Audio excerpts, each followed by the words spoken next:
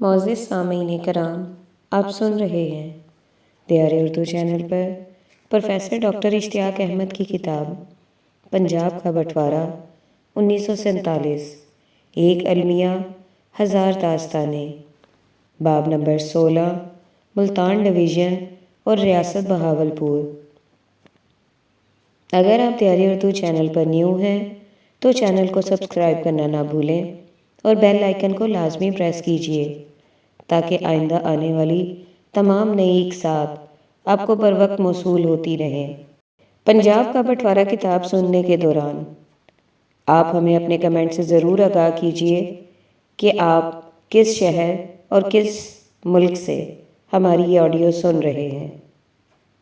تقسیم سے قبل ملتان پنجاب کی انتہائی جنوب میں واقع ڈویژن تھی، جس میں مونٹگومری ساہیوال، لائل پور، فیصل آباد، جھنگ، ملتان، مظفر گڑھ اور ڈیرہ غازی خان کے اضلاع شامل تھے۔ علاوہ ازیں بلوچ قبائل کی پٹی والا علاقہ بھی ملتان ڈویژن کا حصہ تھی۔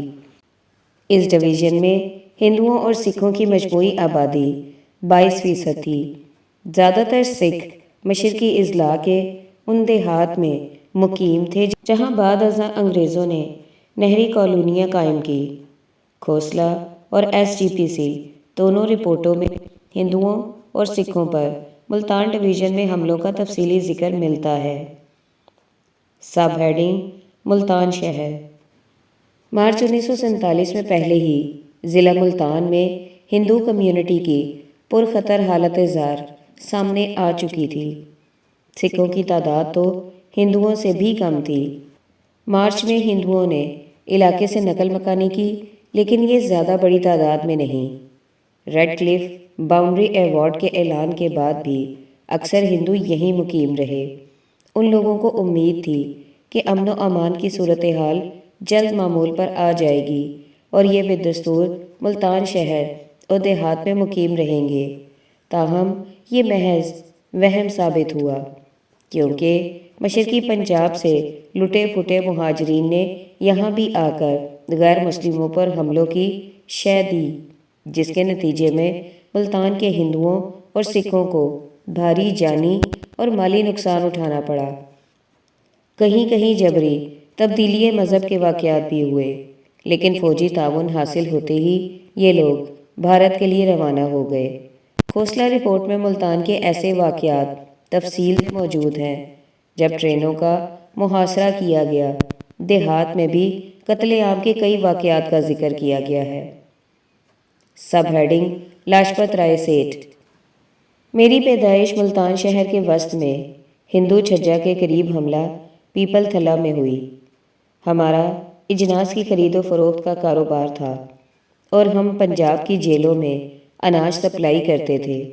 ہمارے آباء و اجداد کا قدیم تعلق ملتان سے تھا اور کئی صدیوں تک متعدد مسلمان حکمران آنے کے باوجود ان لوگوں نے اپنا مذہب برقرار رکھا۔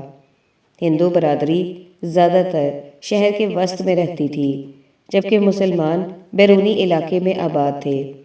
نچلی ذات کے ہندو بھی شہر سے باہر کے علاقوں میں رہتے تھے۔ ہمارا مسلمان دھوبی خدا بخش میری والدہ کا منہ بولا بھائی بن گیا اور میری ماں نے اسے راکھی بھی باندھی تھی۔ ہمارے با اعتماد کاروباری شراکت داروں میں ایک ضیاء الدین بھی مسلمان تھا۔ وہ اکثر ہماری دکان پر آتا تھا۔ وہ ہمارے لیے گاہک لاتا تھا اور سودے پر کمیشن لیتا تھا۔ ہم گوشت کھاتے تھے اور مسلمانوں کے ساتھ بیٹھ کر کھانے میں بھی تامل نہ کرتے تھے۔ تمام مذاہب کے درمیان تعلقات قریبی اور دوستانہ تھے۔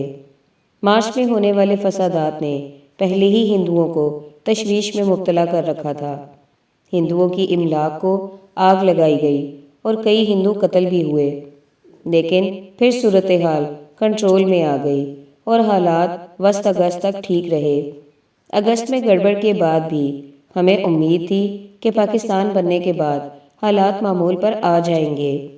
14 اگست کو چوک بازار میں پرچم کشائی کی تقریب ہوئی اور پاکستان بننے کا جشن منایا گیا، لیکن اس کے فوری بعد ارد گرد کے دیہات سے ہندو بڑی تعداد میں ملتان شہر منتقل ہونے لگے۔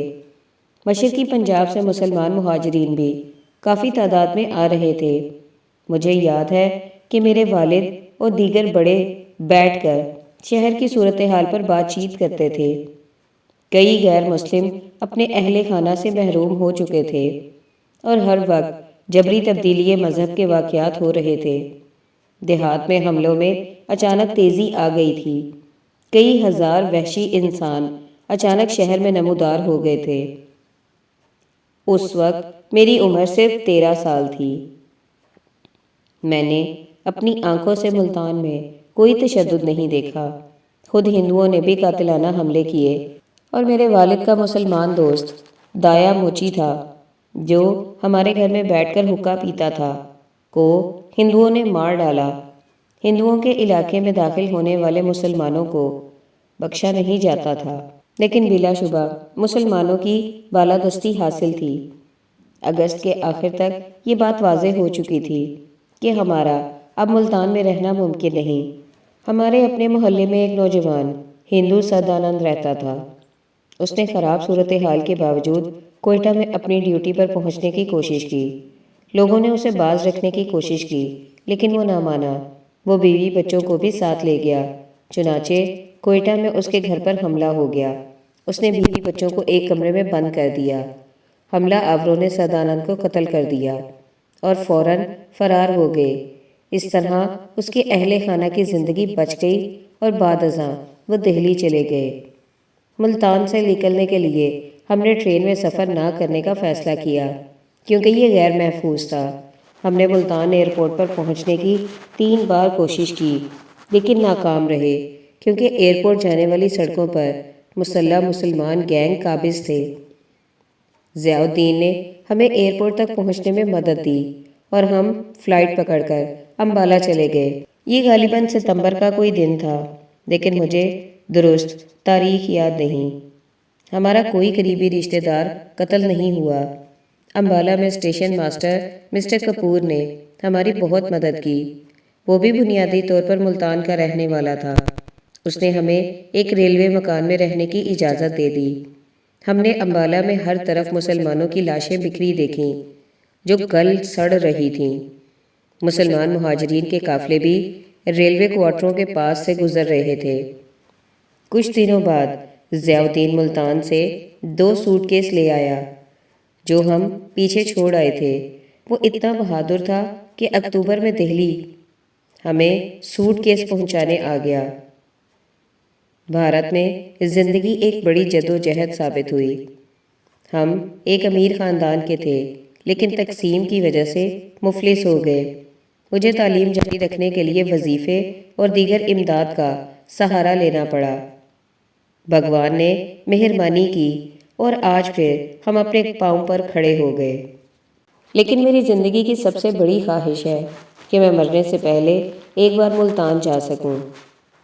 یہ کہتے ہوئے وہ پھوٹ پھوٹ کر رونے لگا، جس پر میں نے انٹرویو ختم کر دیا۔ سب ہیڈنگ ملتان کے دیہی علاقے۔ میں دہلی کی سپر مارکیٹ میں اپنے دوست ہارون شاہ کی بیوی شیریں کے لیے شاپنگ کرنے گیا تو وہاں سے میں نے لاہور فون کیا تاکہ معلوم کر سکوں کہ کیا میں چوڑیاں خریدنے کے لیے درست مقام پر پہنچا ہوں۔ جس دکان سے میں نے فون کیا اس کے مالک کے ساتھ میری بات چیت شروع ہو گئی۔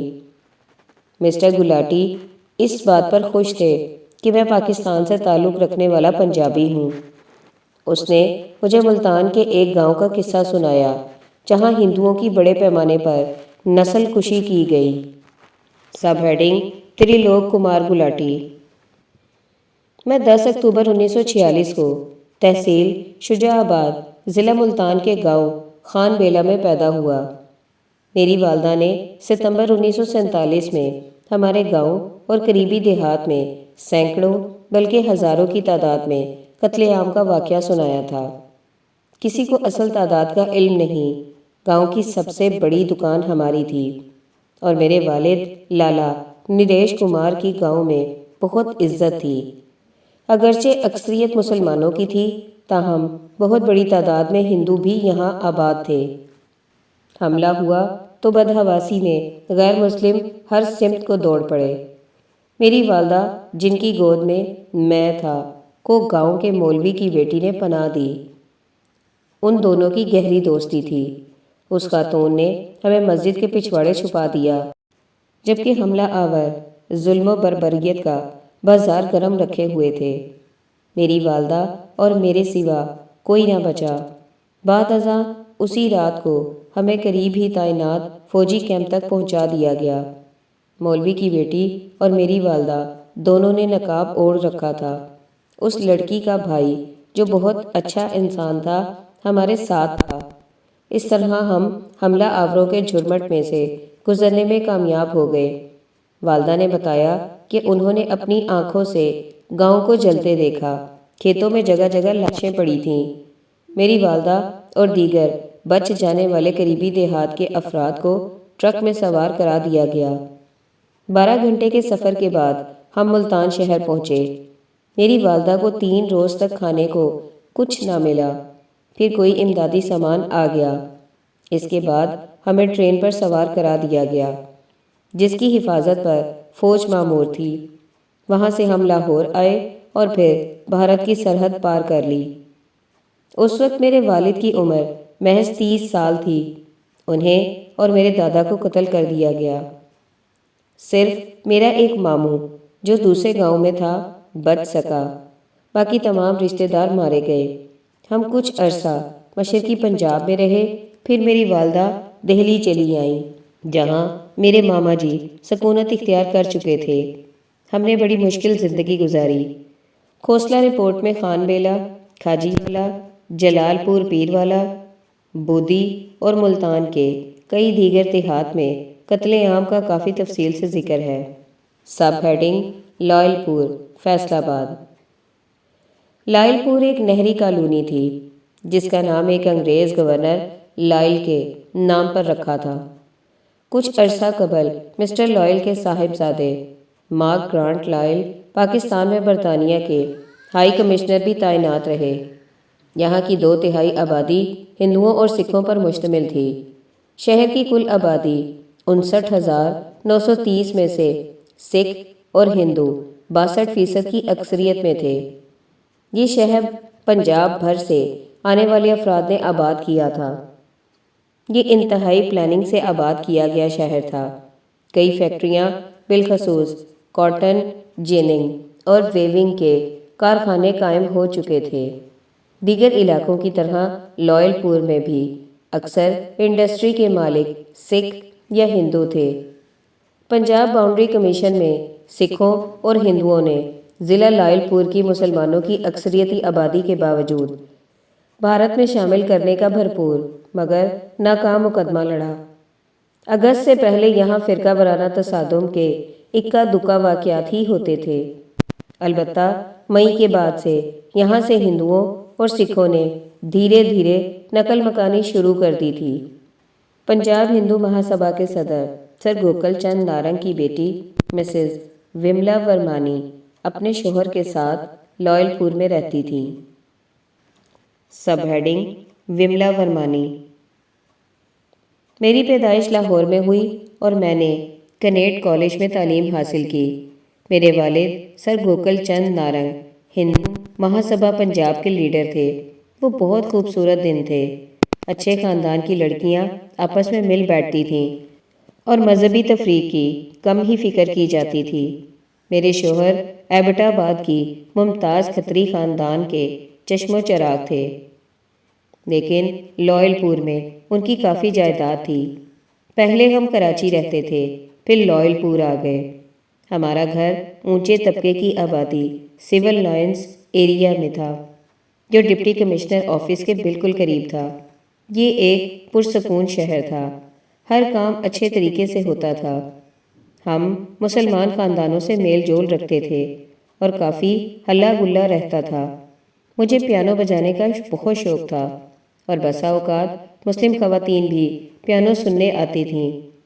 کبھی کبھار ضلع کے مسلمان ڈپٹی کمشنر بھی ہمارے گھر آتے اور مذاق میں کہتے کہ پاکستان بننے کے بعد وہ اپنا گھر ہمارے گھر کے ساتھ بدل لیں گے۔ ڈی سی کا نام مجھے اب یاد نہیں۔ پنجاب میں ہر جگہ حالات بگڑ رہے تھے، لاہور میں آئے روز فسادات برپا ہوتے رہتے تھے اور جلاؤ گھیراؤ اور چھرا گھونپنے کے واقعات بھی عام تھے۔ یہ مئی کے آخری ایام تھے یا جون کا آغاز تھا جب ہم نے لائل پور چھوڑ دیا اور میسوری ہل اسٹیشن منتقل ہو گئے۔ ہم نے کافی زیادہ جائیداد لائل پور میں چھوڑی، لیکن ان دنوں بالخصوص جون 1947 میں کسی کو یقین نہیں تھا کہ آبادی کی نقل مکانی مستقل بنیادوں پر ہوگی، لیکن حقیقت میں ایسا ہی ہوا۔ میں نے اپنی آنکھوں سے کہیں تشدد نہیں دیکھا، لیکن جب ہندو فوجی پنجاب سے بھارت آئے تو انہوں نے قتل، زیادتی اور زخمی کرنے کے ہولناک واقعات سنائے۔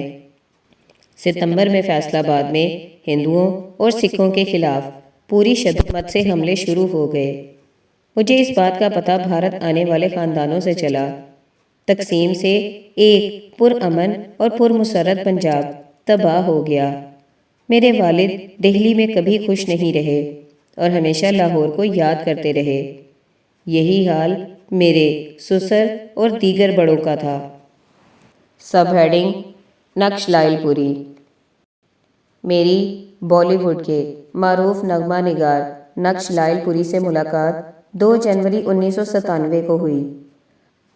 پرانے متحدہ پنجاب، بالخصوص اپنے آبائی شہر لائل پور کے لیے ان کا نسٹالجیا ایک فطری امر تھا، کیونکہ اس کا تعلق ان کے بچپن اور لڑکپن سے ہے۔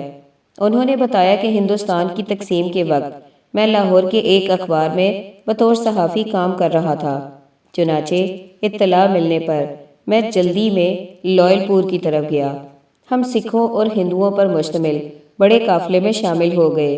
دیگر واقعات کی طرح مجھے بھی تقسیم کے وقت جہاں انسانیت سوز کہانیاں سننے کو ملی، وہاں انسانی رحم دلی اور ہم آہنگی کی بھی شاندار مثالیں موجود ہیں۔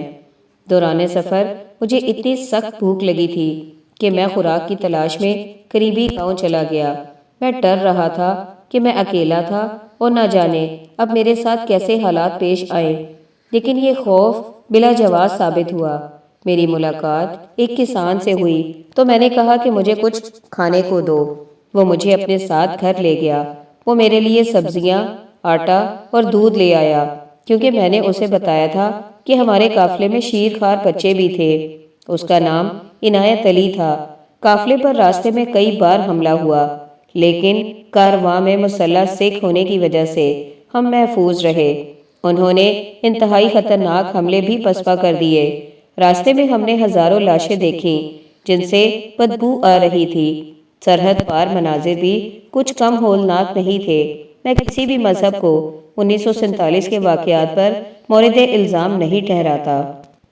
سب ہیڈنگ: غلام رسول تنویر۔ میں لائل پور میں 1924 میں پیدا ہوا۔ میں نے 1942 تا 46 کے درمیان اسلامیہ ہائی اسکول اور پھر خالصہ کالج لائل پور میں تعلیم حاصل کی۔ یہ دراصل سکھوں کا تعلیمی ادارہ تھا، لیکن چند ہندو اور مسلمان بھی وہاں پڑھتے تھے۔ بعد ازاں میں نے لاہور کے مشہور گورنمنٹ کالج سے MA کیا اور انگریزی پڑھانا شروع کر دی۔ میں فیصل آباد زرعی یونیورسٹی سے انگریزی کے پروفیسر کی حیثیت سے ریٹائر ہوا۔ لائل پور، جو اب فیصل آباد ہے، اتنا پرانا شہر نہیں تھا، بلکہ یہ انگریزوں کی بنائی نہری کالونیوں میں سے ایک تھا۔ چنانچہ تمام باسی نئے تھے اور مختلف علاقوں سے وہاں منتقل ہوئے تھے۔ میرے اپنے خاندان کا بنیادی طور پر تعلق مشرقی پنجاب کے شہر لدھیانہ سے تھا۔ لائل پور کے دیہات میں مشرقی پنجاب سے پورے کے پورے دیہات لا کر بسائے گئے تھے، اس لیے جہاں شہر لائل پور میں لوگ ایک دوسرے کے لیے اجنبی تھے، وہاں دیہات میں روابط ویسے ہی رہے جیسے کہ پہلے تھے۔ چنانچہ شہر میں روشن خیالی سماجی روایات نے فروغ پایا۔ جب میں کالج میں تھا تو تحریک پاکستان اپنے جوبن پر تھی۔ اگرچہ ماحول بدستور دوستانہ اور ہم آہنگی والا تھا، لیکن فرقہ وارانہ حساسیت اتنی بڑھ چکی تھی کہ کوئی ایک چھوٹا سا واقعہ بھی جذبات کو اشتعال دلانے کا باعث بن سکتا تھا۔ غیر اہم معاملات کو بھی اہمیت دی جانے لگی تھی۔ مسلمان مجموعی طور پر غریب تھے اور صرف منشی محلہ میں مسلمانوں کی واضح اکثریت تھی۔ اس کے علاوہ ارد گرد کے تمام علاقوں میں اکثریتی آبادی ہندوؤں اور سکھوں کی تھی۔ یہ لوگ مسلمانوں کو کاروبار کے قریب بھی نہیں پھٹکنے دیتے تھے۔ صرف 5 یا 6 دکانیں مسلمانوں کی تھیں۔ مسلمانوں کی تھیں، لہٰذا معاشی میدان میں غیر مسلموں کی مکمل اجارہ داری تھی۔ یہاں تک کہ ہندوؤں نے اب منشی محلے کی جائیدادیں خریدنا بھی شروع کر دی تھی، جس کی وجہ سے مسلمانوں کو لائل پور کے دیگر علاقوں کی طرف جانا پڑا۔ یہ ایک نئی کالونی تھی جسے میاں غلام باری کے بڑے بھائی اور مسلم لیگی لیڈر عبد الباری نے آباد کرنا شروع کیا تھا۔ صرف ایک محلے میں تمام مذاہب کی ملی جلی آبادی تھی۔ یہ محلہ وکیلاں تھا، جہاں میری پیدائش ہوئی تھی۔ یہاں زیادہ تر تعلیم یافتہ لوگ رہتے تھے۔ کچھ ہندو نہایت شائستہ اور شریف بھی تھے۔ لائل پور کے بڑے ڈینٹسٹ ڈاکٹر ڈوڈی اور ان کی اہلیہ بہت روشن خیال تھے۔ وہ بنیادی طور پر ضلع گجرات کے علاقے کنجا کے رہنے والے تھے، یہاں تک کہ ہم ان کے کچن میں بھی چلے جاتے تھے، لیکن وہ غیر مسلموں کے اس اقدام کا کبھی برا محسوس نہیں کرتے تھے۔ وہ خود ہی ہماری طرف آ کر ہمارے ساتھ کھاتے پیتے تھے۔ جب کبھی ڈاکٹر ڈوڈی اور ان کی بیوی فلم دیکھنے جاتے تھے تو وہ اپنا لڑکا اور چھوٹی بیٹی ہمارے گھر میں چھوڑ جاتے تھے۔ وہ حقیقی معنوں میں روشن خیال تھے، لیکن ان کے رشتہ دار ان کی روشن خیالی پر اعتراض کرتے تھے۔ تقسیم کے وقت لائل پور میں شاید ہی کوئی سنگین نوعیت کا تصادم ہوا ہو۔ ڈپٹی کمشنر مسٹر عبد الحمید سختی سے غیر جانبداری پر عمل کر رہے تھے۔ یہی وجہ تھی کہ غیر مسلم بحفاظت قصبے سے چلے گئے۔ ستمبر 1947 کے آخر تک شہر میں غیر مسلم بڑی تعداد میں موجود رہے۔ البتہ مجھے ایک واقعہ یاد ہے۔ تقسیم کے بعد ڈپٹی کمشنر شہر کے مشہور گھنٹہ گھر چوک پر تمام برادریوں کے اجتماع سے خطاب کر رہے تھے۔ انہوں نے اس عزم کا اظہار کیا کہ اگر غیر مسلم پاکستان میں رہنا چاہیں تو وہ اسے ہر صورت میں یقینی بنائیں گے۔ ابھی ڈپٹی کمشنر خطاب کر رہے تھے کہ مجمع میں شور بلند ہوا۔ کسی نے بعض افراد کو چھرا گھونپ دیا تھا۔ کچھ غیر مسلم زخمی ہوئے اور غالباً مر بھی گئے تھے۔ یہ ایک بڑا اجتماع تھا، لیکن واقعے کے فوراً بعد لوگ منتشر ہو گئے اور فضا مکتر ہو گئی۔ کھوسہ رپورٹ میں بھی یہ بات تسلیم کی گئی ہے کہ ڈپٹی کمشنر لائل پور آغا عبد الحمید نے اپنی ڈیوٹی غیر جانبداری سے نبھائی اور ہزاروں غیر مسلموں کو بچایا۔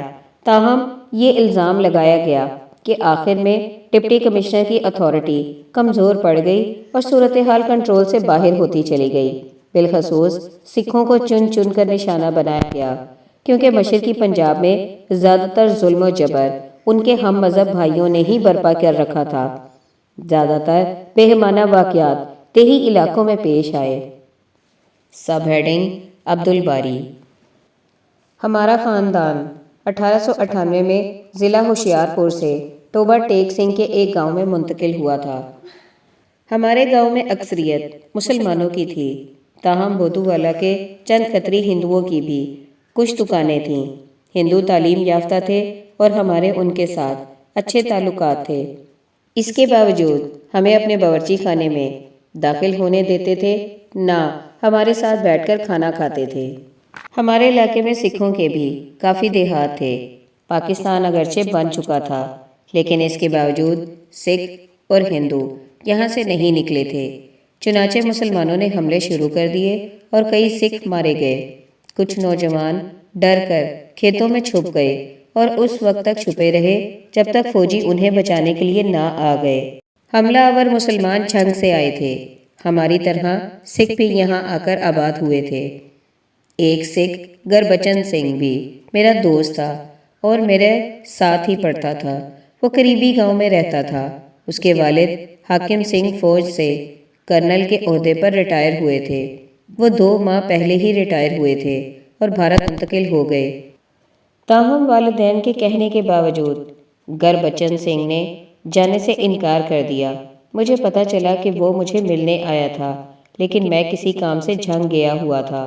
ہمارے گاؤں کے سکھوں نے اسے کہا، تم عبد الباری کے دوست ہو اس لیے ہم تمہیں کچھ نہیں کہتے، لیکن تم یہاں سے چلے جاؤ۔ وہ چلا گیا، لیکن ٹوبہ ٹیک سنگھ میں اسے قتل کر دیا گیا۔ میں کبھی کبھار اسے یاد کرتا ہوں تو میری آنکھوں میں آنسو آ جاتے ہیں۔ وہ نہایت شائستہ انسان تھا۔ ٹوبہ ٹیک سنگھ میں ہندوؤں کو کم ہی چھیڑا گیا، لیکن سینکڑوں سکھوں کو موت کے گھاٹ اتار دیا گیا۔ اس کی وجہ یہ تھی، مشرقی پنجاب میں سکھوں کی بربریت کی داستانیں زبانِ زد عام تھیں۔ کئی سکھ خواتین اغوا بھی کی گئیں، بعض کو بازیاب کرا لیا گیا، لیکن تمام عورتیں برآمد نہیں ہو سکیں۔ لوئل پور میں سکھوں کی بہت بڑی تعداد آباد تھی، کیونکہ نہری کالونی بناتے وقت انگریزوں نے سب سے زیادہ زمینیں انہی کو الاٹ کی تھیں۔ اگرچہ ان دیہات میں بھی تشدد کے واقعات ہوئے، تاہم دیگر اضلاع کی بنسبت یہاں ہندوؤں اور سکھوں کا جانی نقصان کم ہی ہوا تھا۔ میرا ذاتی خیال یہ ہے، اور انٹرویو سے بھی اس کو تقویت ملتی ہے، کہ یہ بات درست ہے۔ مارچ 2004 کے دوران میرے دوست وکی ڈرائیور، نانک سنگھ اور میں نے لدھیانہ کے کئی دیہات کا دورہ کیا۔ ہمیں پتہ چلا کہ لوئل پور کے کئی سکھ دیہاتی لدھیانہ آ کر آباد ہوئے تھے۔ سیگا واحد متکلم میں چند تاثرات دیے گئے ہیں۔ ایک اور حقیقت یہ سامنے آتی ہے کہ چند غیر مسلم قافلوں کی حفاظت فوج کر رہی تھی۔ وہ حملوں کے باوجود زیادہ نقصان سے بچے رہے، جبکہ جہاں فوج نہیں تھی وہاں مسلح افراد کے باوجود حملہ آوروں نے کافی تباہی مچائی۔ یہ قافلہ فوج کی سیکیورٹی کے بغیر 15 اگست کو بھارت کے لیے روانہ ہوا۔ اس کے بعد ستمبر میں ایک اور قافلہ چلا، لیکن اس کے ساتھ فوج تھی۔ دونوں واقعات میں فرق صاف ظاہر ہے۔